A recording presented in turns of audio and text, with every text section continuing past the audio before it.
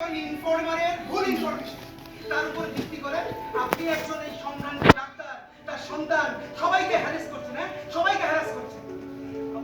আপনাদের জবাব, আপনাদের জন্য আমার গর্ব হচ্ছে। আমরা তার জন্য এক্সট্রিমলি সরি। আচ্ছা, টেররিস্ট লুৎফর এখন কোথায়? সে এখন আমাদের কাস্টডিতে আছে।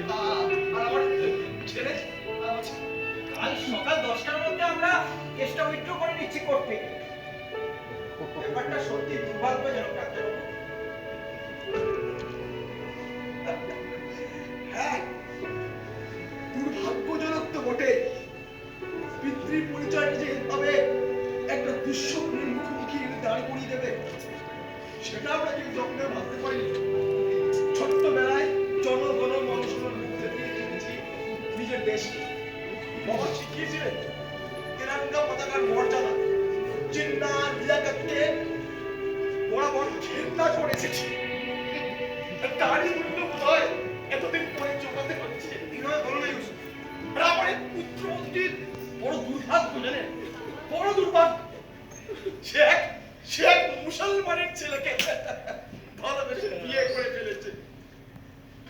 তার জন্য তাকেও বোধহয় এত বড় শাস্তি চোখাতে হচ্ছে। আপনারা বলছেন দুর্ভাগ্যের বিষয়। আমরা যন্ত্রণার কথা বুঝি দাদা, কিন্তু বিশ্বাস করুন, আমরাও সেই ছোটবেলা থেকে কবিগুরু রবীন্দ্রনাথ, কাজী নজরুল ইসলামের মধ্যে কোনো প্রভেদ করতে শিখিনি। সেই ছোটবেলা থেকে আমরা হিন্দু মুসলিম ভাই বোনেরা আমরা একসাথে পাড়ায় রবীন্দ্র নজরুল সন্ধ্যা পালন করেছি। আর যতদিন বাঁচবো এই বিশ্বাস নিয়ে এইভাবেই বাঁচবো। আর আপনি অফিসার, আপনারা কি ধাতুতে তৈরি বলতে পারেন?